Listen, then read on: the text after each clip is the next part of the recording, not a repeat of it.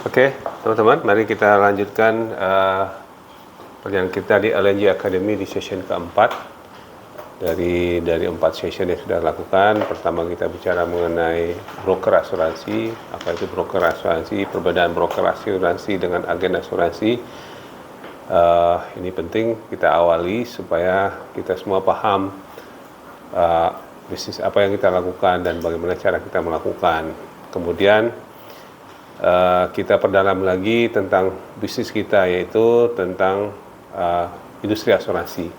Kita mulai dari awal, kita pelajari sejarahnya dari prasejarah, dari zamannya Kaisar Hammurabi dari Babilonia, sampai terakhir kita bicara session ketiga, kita bicara perkembangan asuransi setelah berkembang sejak didirikan di Lloyd's of London dan terjadi kebakaran besar di London tahun 1666, kemudian berapa puluh tahun kemudian asuransi sudah menyebar ke seluruh dunia, mulai ke Amerika, kemudian ke Jepang, ke Cina, India, dan juga termasuk ke Indonesia. Nah, itu pelajaran kita minggu lalu. Sekarang masih tentang background dan latar belakang industri asuransi. Sekarang kita melihat perkembangan industri asuransi di Indonesia saat ini. Oke, kita sebutnya pelajaran lesson 4 ini profil industri asuransi di Indonesia per tahun 2022 per tahun ini. Oke. Nah, industri perasuransian di Indonesia saat ini diatur melalui otoritas jasa keuangan yang tentang penyelenggaraan usaha perusahaan asuransi itu ada di dalam Peraturan Otoritas Jasa Keuangan Nomor 69 POJK.05 tahun 2016, atau disebutnya biasanya kita menyebut POJK 69. Itu artinya mengatur tentang penyelenggaraan usaha perasuransian, perusahaan asuransi syariah, perusahaan reasuransi, dan perusahaan reasuransi syariah di Indonesia. Jadi semua kegiatan-kegiatan industri perasuransian ada diatur oleh Otoritas Jasa Keuangan, salah satunya melalui Peraturan Otoritas Jasa Keuangan Nomor 69 tahun 2016 ini. Nah, sekarang kita lihat. Nah, ada 2 peraturan utama yang berlaku saat ini tentang industri perasuransian. Pertama, yaitu Undang-Undang Nomor 21 tahun 2011 tentang Otoritas Jasa Keuangan Lembaga Negara Indonesia tahun 2011 nomor 111. Nah, saya ingin sampaikan ini baru tahun 2011, berarti baru 11 tahun yang lalu undang-undang ini. Nah, sebelumnya industri perasuransian itu oleh pemerintah Indonesia berada di bawah ketentuan atau pengawasan dari Menteri Keuangan. Jadi sebelum itu industri asuransi ini diatur oleh Menteri Keuangan. Jadi semua peraturan ketentuannya di Departemen Keuangan ada khusus bagian yang mengatur asuransi. Tapi kemudian pemerintah Indonesia memutuskan bahwa semua pengawasan dan peraturan untuk industri keuangan dibuat badan khusus, yaitu Otoritas Jasa Keuangan OJK itu. Jadi tidak hanya perusahaan asuransi, industri perasuransian yang berada di OJK, tapi juga perbankan, sektor keuangan, pensiun, dan sebagainya. Dan asuransi ini disebutnya juga masuk dalam kelompok IKNB, Industri Keuangan Bukan Non-Bank. Jadi kita tetap berada di OJK, tapi divisinya di IKNB, Industri Keuangan Non-Bank. Sedangkan yang lain OJK. Jadi kalau teman-teman pernah dengar, bank selalu dalam promosinya kita tunduk kepada POJK, kita diawasi oleh OJK, sama. Kita industri asuransi juga berada di tangan OJK, Otoritas Jasa Keuangan. Buat informasi saja, ini mungkin mengikuti model di negara lain. Memang Otoritas Keuangan itu dipisahkan dari Departemen Keuangan, dan OJK ini diatur oleh presiden tersendiri, dia lapornya ke presiden, bukan ke Departemen Keuangan. Itu dasar undang-undangnya. Nah, yang kedua, adalah Undang-Undang Nomor 40 Tahun 2014 tentang perasuransian, itu tahun 2014. Jadi peraturan asuransi yang ada di Indonesia mengacu ke Undang-Undang Nomor 214. Tapi namun sebelum itu sudah ada beberapa undang-undang dan mereka mungkin saling berkaitan, tapi yang terakhir Undang-Undang Perasuransian adalah Nomor 40 Tahun 2014. Oke, nah sekarang kita belajar mengenai pengertian industri asuransi sesuai dengan POJK nomor yang tadi ya. Oke, ini teman-teman ya perlu kita ketahui, pertama ada asuransi umum, ada asuransi jiwa. Jadi teman-teman tidak ada dua kelompok asuransi yang di Indonesia. Pertama asuransi umum. Asuransi umum adalah usaha asuransi umum, yaitu usaha jasa pertanggungan risiko yang memberikan penggantian kepada tertanggung atau pemegang polis karena kerugian, kerusakan, biaya yang timbul, kehilangan keuntungan, atau tanggung jawab hukum kepada pihak ketiga yang mungkin diderita oleh tertanggung atau pemegang polis karena terjadinya suatu peristiwa yang tidak pasti. Nah teman-teman, ini definisinya ini sudah definisinya dari Otoritas Jasa Keuangan. Jadi ini harus berlaku semua, tidak hanya di kita, tapi pemahamannya sama seperti itu. Seperti yang kita pelajari minggu lalu bahwa yang pertanyaannya si Nendi kalau nggak salah, apakah ada kesamaan? Ini sama, hampir di seluruh dunia juga pengertiannya sama. Nah kita broker LNG sebagian besar kita menyelenggarakan asuransi umum, ya.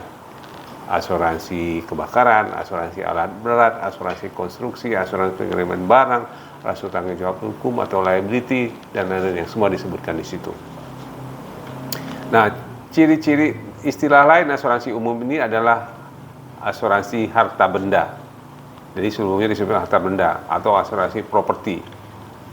Ya, tidak, tapi sekarang bukan hanya harta benda yang dijamin, tapi juga termasuk adalah asuransi tanggung jawab hukum misalnya dan sebagainya. Oke, teman-teman, itu pengertian asuransi umum. Nah, yang kedua adalah asuransi jiwa.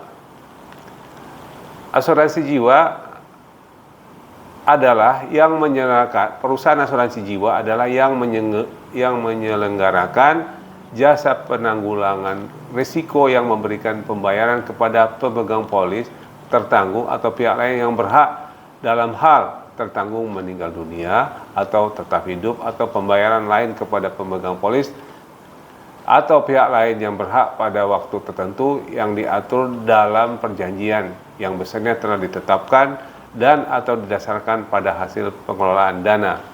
Nah, apa bedanya dengan asuransi umum? Di sini disebutkan dalam hal tertanggung meninggal dunia atau tetap hidup atau pembayaran lain kepada pihak. Jadi asuransi jiwa sesuai dengan namanya, ia berkaitan dengan jiwa, berkaitan dengan manusia, ya. Jadi jiwa bisa meninggal dunia, bisa sakit, bisa dan sebagainya. Oke, cukup jelas. Ada dua, asuransi umum itu berkaitan dengan asuransi yang harta benda, asuransi jiwa ada tentang jiwa manusia. Oke, kita lanjut. Masih tentang asuransi, ada istilah reasuransi. Ya, mungkin bagi yang baru, atau sebagian besar belum pernah tahu atau belum pernah dengar. Usaha reasuransi adalah usaha jasa pertanggungan ulang terhadap risiko yang dihadapi oleh perusahaan asuransi, perusahaan penjaminan atau perusahaan reasuransi lainnya. Coba ya di sini ya. Di sini ada usaha jasa pertanggungan ulang. Udah ditanggung lagi terhadap risiko yang dihadapi oleh perusahaan asuransi. Ya. Kalau risiko yang asuransi biasa itu yang dihadapi oleh nasabahnya, oleh pemilik barang, oleh jiwanya. Nah, kalau reasuransi itu risiko yang dihadapi oleh perusahaan asuransi. Ya. Apa risikonya? Terjadi risiko kerusakan yang dihadapi oleh perusahaan asuransi. Misalnya ada kebakaran hotel, hotelnya dijamin oleh perusahaan asuransi A, perusahaan asuransi itu rugi. Nah, risiko kerugian itu dijamin lagi oleh reasuransi. Ya. Jadi seperti itu ya. Nanti kita bahas lagi bagaimana mekanismenya, tapi pemahamannya adalah reasuransi inilah yang menjamin perusahaan asuransi. Jadi kalau misalnya kita terima polis asuransi dari asuransi Astra atau dari Wanatata, dari asuransi yang lain, itu di balik itu ada reasuransi. Ya, cuman tidak disebutkan, memang tidak harus disebutkan, tetapi menurut ketentuan OJK pasti ada penjaminan reasuransi di belakangnya. Oke. Nah, sekarang kita lanjut ke usaha asuransi umum syariah. Nah, khusus syariah, nanti kita baca ya. Asuransi umum syariah adalah usaha pengelolaan risiko berdasarkan prinsip syariah, guna saling tolong-menolong dan melindungi dengan memberikan penggantian kepada peserta atau pemegang polis karena kerugian, kerusakan, biaya yang timbul, kehilangan keuntungan atau tanggung jawab hukum kepada pihak ketiga yang mungkin diderita peserta atau pemegang polis karena terjadinya suatu peristiwa yang tidak pasti. Oke teman-teman, ini kita masuk sekarang bagian syariah. Yang di sini berlaku adalah berdasarkan prinsip syariah.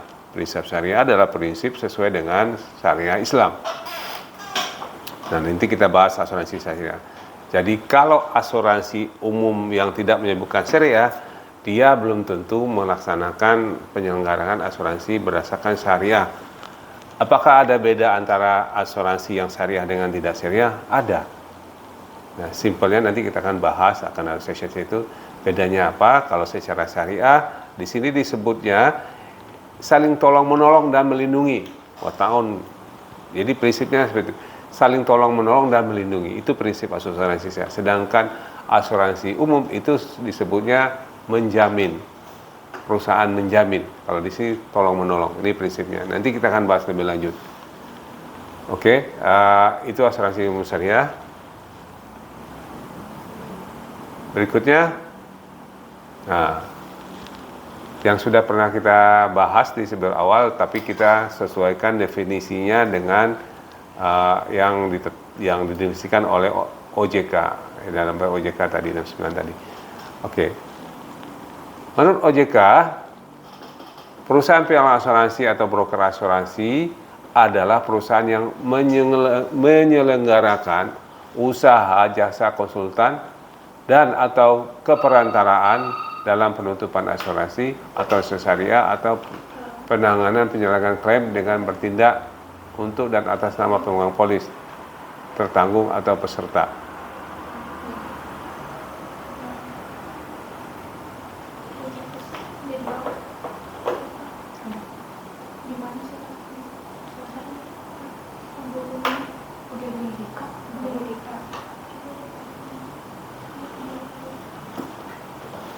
Oke, kita ulang ya.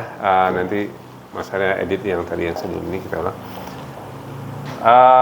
Kita ulangi pengertian perusahaan pialang asuransi atau broker asuransi menurut OJK, yaitu perusahaan pialang asuransi atau perusahaan adalah perusahaan yang menyelenggarakan usaha jasa konsultan dan atau keperantaraan dalam penutupan asuransi atau asuransi syariah serta penanganan penyelesaian klaimnya dengan bertindak untuk dan atas nama pemegang polis, tertanggung atau peserta.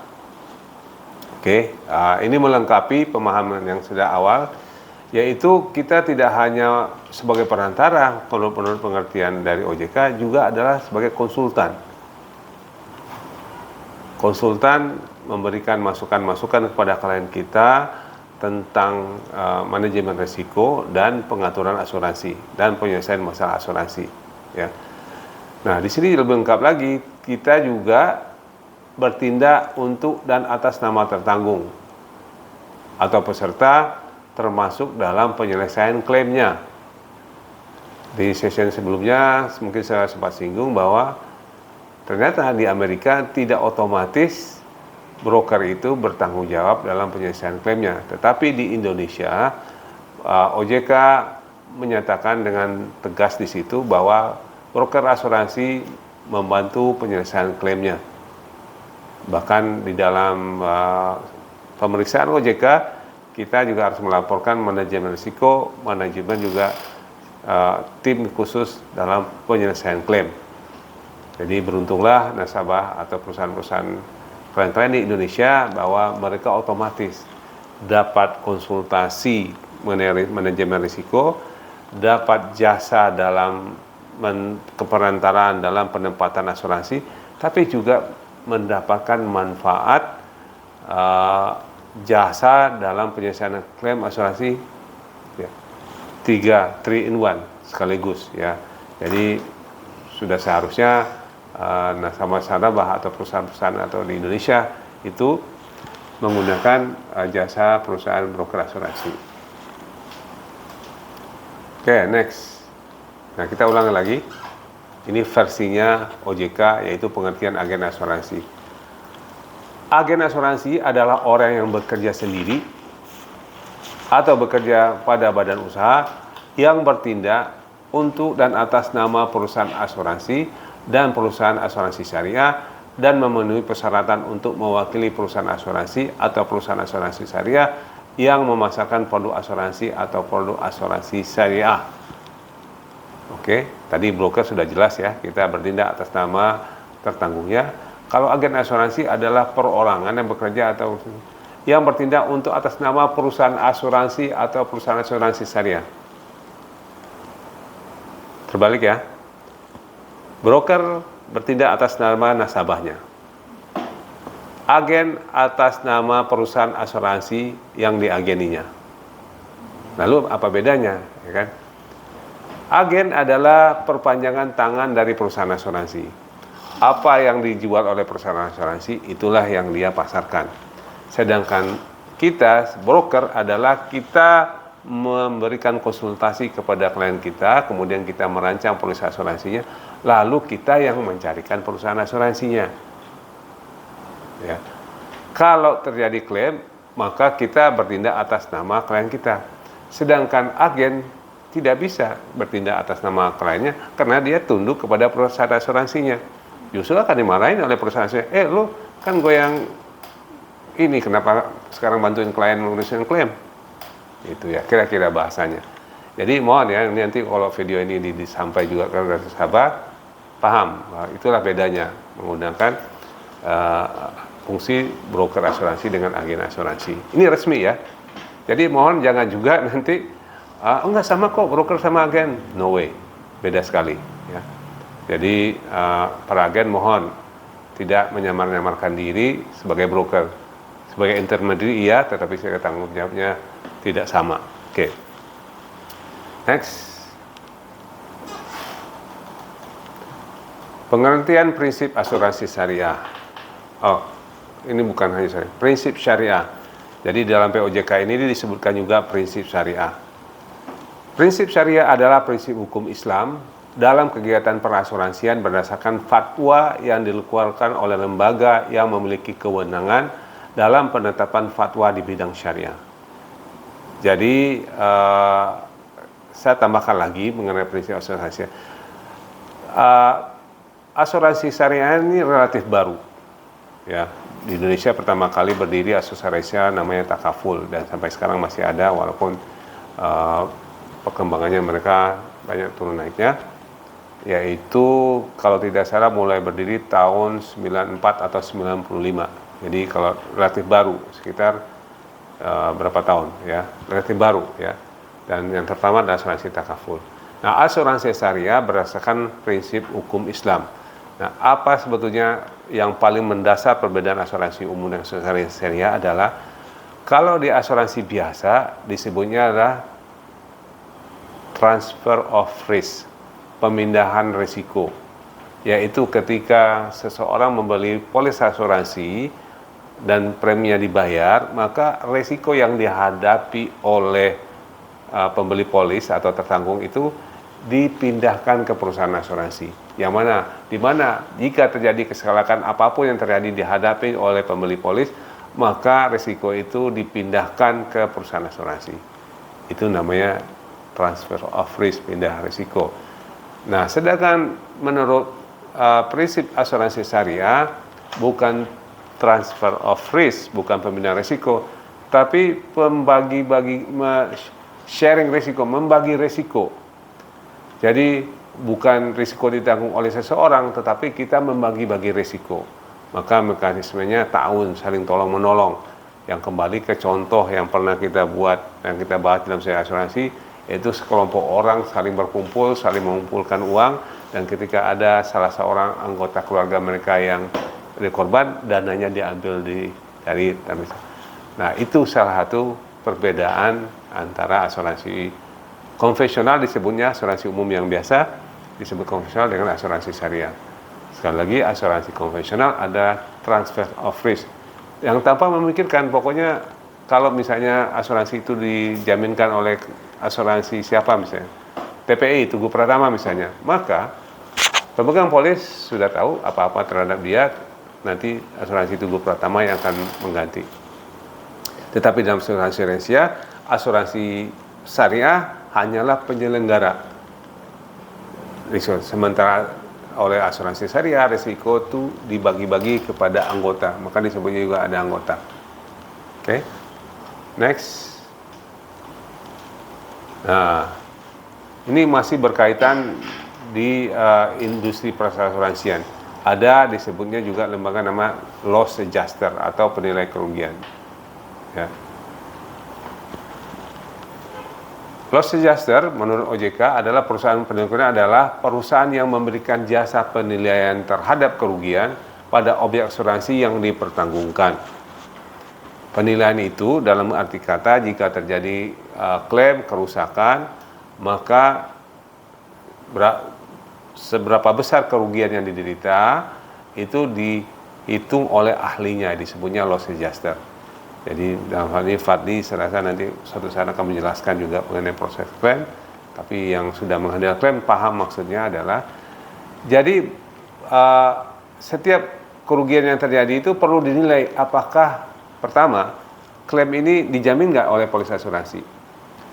Yang kedua, seberapa besar kerugian ini rusak atau tidak rusak, ini perlu diganti atau tidak diganti. Kalau diganti berapa biayanya, kalau diperbaiki berapa biayanya, yang rusak mana, yang tidak rusak mana. Nah, sudah pasti akan terjadi perbedaan pendapat jika terjadi klaim hal-hal seperti itu. Nah, oleh karena itu, loss adjuster sebagai ahlinya di bidang ini akan melakukan penilaian. Nah, loss adjuster ini ditunjuk oleh perusahaan asuransi. Jadi, loss adjuster juga disebut sebagai perpanjangannya perusahaan asuransi dalam hal menghitung nilai kerugian. Ya, oke. Next. Nah, ini posisi jumlah perusahaan asuransi di Indonesia per akhir tahun 2021, dan rasanya belum ada perubahan sampai saat ini. Oke, perusahaannya, perusahaan asuransi jiwa. Tahun 2019 ada 60 perusahaan asuransi jiwa, tahun 2020 berkurang 1 jadi 59, tapi 2029 tahun 2060. Asuransi kerugian yang banyak kita kerjakan, yaitu pada 2019 jumlahnya 79, 2020 turun jadi 77, tahun 2021 kemarin 77 tetap, nah berkurang 2. Ya, berarti ada yang sudah tidak ada lagi 2 perusahaan. Reasuransi jumlahnya tetap 7 dari 2019, 2020, 2021. Kemudian Badan Penyelenggara Jaminan Sosial tetap 2. 2019, 2020, 2021. Tahu siapa aja di sini? Yaitu BPJS Ketenagakerjaan. Satu lagi BPJS Kesehatan. Itu Badan Penyelenggara Penjaminan Sosial. Mereka diatur oleh undang-undang dan mereka selalu ada. Kemudian penyelenggara asuransi wajib. Salah satunya adalah asuransi kecelakaan di jalan raya. Siapa namanya? Jasara Harja. Ya, itu wajib. Jadi setiap penumpang kendaraan dilindungi, dijaminkan oleh asuransi kecelakaan di jalan, misalnya tabrakan sepeda motor, bis terbalik, seperti itu. Salah satunya Jasara Harja. Oke, ada juga industri asuransi, tapi disebutnya penunjang asuransi. Jadi bukan yang menjamin. Kalau sana kan yang asuransi jiwa, asuransi kerugian adalah mereka yang menjamin. Tapi disebutnya asuransi penunjang atau supporting insurance industry. Pertama, pialang asuransi seperti kita. Ada broker asuransi. Jumlahnya tahun 2019 ada 160, 2020 160, tapi 2021 turun menjadi 155 perusahaan. Berarti ada 5 perusahaan yang berkurang. Ada yang baru, ada yang tapi jumlah besar. Ya. Kemudian pialang reasuransi. Ya. Nah, tadi kita sudah menjelaskan di sana ada reasuransi. Ternyata dalam hal reasuransi ada pialangnya juga, ada brokernya juga. Jumlahnya 42 tahun 2019, 42 juga 2021, berkurang 1 di 2021 yaitu tinggal 41. Nah, penilai kerugian yang tadi loss adjuster yang tadi kita bahas, jumlahnya 26 tahun 2019, 2020-2027 turun lagi menjadi 26 terakhir di tahun 2021. Ya, inilah perusahaan-perusahaan, jumlah perusahaan yang ada di industri perasuransian di Indonesia. Jadi kalau kita berinteraksi sama perusahaan asuransi, ya inilah ada asuransi jiwa jumlahnya 60, asuransi kerugian ada 77, ada dan sebagainya, dan broker, dan ingat ada 155 broker. Jadi kita bukan satu-satunya, kita bersaing dengan 155 broker. Jadi cukup ketat jumlah persaingan itu, ya. Oke. Nah, mereka tergabung di dalam asosiasi, ya. Asuransi jiwa disebutnya AAJI, Asosiasi Asuransi Jiwa Indonesia. Ada websitenya, jumlahnya yang tadi perusahaannya ada di situ. Sedangkan asuransi umum bergabung di dalam grup asosiasi nama AAUI, ya. Nanti sering AAUI, Asosiasi Asuransi Umum Indonesia, ada websitenya. Dan kita broker asuransi, pialang asuransi bergabung dengan asosiasi namanya APPARindo, Asuransi Perusahaan Pialang Asuransi Reasuransi Indonesia. Ya, asuransi asosiasi namanya APKAI juga, asuransi konsultan asuransi Indonesia, APKAI, saya lupa bahasa jasa itu APKAI di sini. Oke. Nah, organisasi ini penting, jadi ini partnernya dari OJK. Jadi OJK kalau mau memberitahu tentang sesuatu, ada perubahan-perubahan, ada hal-hal PJK baru, itu melalui asosiasi ini. Maka salah satu persyaratan asosiasi, adanya asosiasi. Oke, saya rasa ini kalau soal asuransi jiwa sudah paham ya. Siapa yang paling kenal di sini? Coba. Prudential. Wow. Berbahagia Anda Prudential. Ternyata ini banyak orang yang Prudential, kenal dengan Prudential ya. Dan memang Prudential hingga saat ini adalah asuransi jiwa yang terbesar di Indonesia. Ya, sebenarnya bukan hanya Prudential, ada BNI Life, ada Sinarmas, ada Indolife, Reliance, Mandiri, Sequis Life, Allianz, AIA, FID, FUD, ya. Dan banyak sekali yang lain. Ada Bumi Putra, tapi Bumi Putra tidak ada di sini namanya. Oke, asuransi umum sudah pasti ada Aswata, Fidei, kita teman-teman kita MSIG, CAP, QBI sudah nggak ada. Hah? Oh, ngalangin ya. Di foto ini ada di sekretariatnya AWI foto ini, gambar logo-logo ini. Oke, demikian pas 30 menit. Jadi sesuai dengan kita 30 menit sudah materinya.